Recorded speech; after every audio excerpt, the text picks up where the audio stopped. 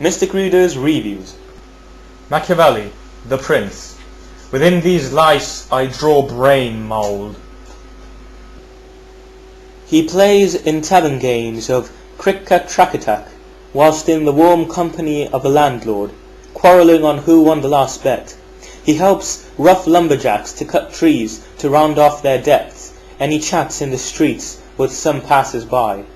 He spends a few hours on his books and recalls his past loves, and then nighty-night.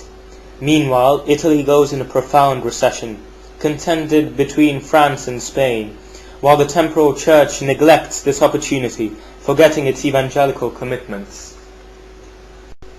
It had chased him away and removed him from any political office, suspecting him of conspiracy, then imprisoned and tortured him. It was 1532, a handful of centuries ago. But who was the man who fought in the pub full of revenge? Who was he, forced to a forced exile in his farm in Percusina of St. Andrew, after the restoration of the system of doctors? He led a humble existence, degraded, and could yet share a fervour, cultivating inquenchable culture. He was the great, the fearless, the timeless Niccolò Macchiavelli, struggling with the new policy of science, based on discovery, based on laws which always regulate but are always masked, a science which continues to buzz even today. In the drafting of that masterpiece, that is, The Prince, by himself described as brochure, popes are in it, as well as princes, mercenaries, and foreign powers. In that Italy, slave of the Jews, without head, without order, beaten, stripped, tearful, stricken, he outlines his brave theories.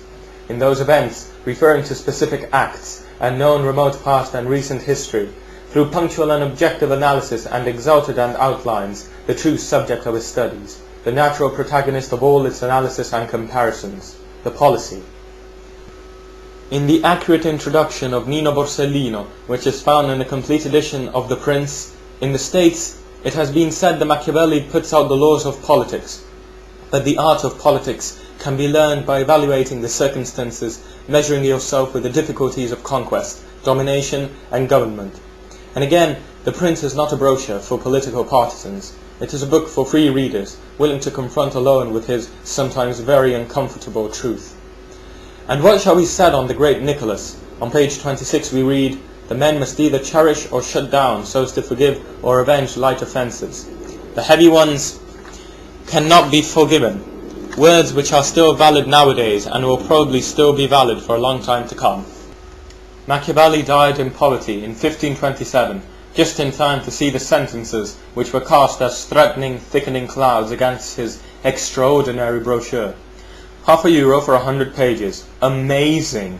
Here's what we paid The Prince in the extraordinary Newton series headed by G.A. Cibotto. The weekly publication carries the date of July 29, 1995. James Coulter by Mystic Reader.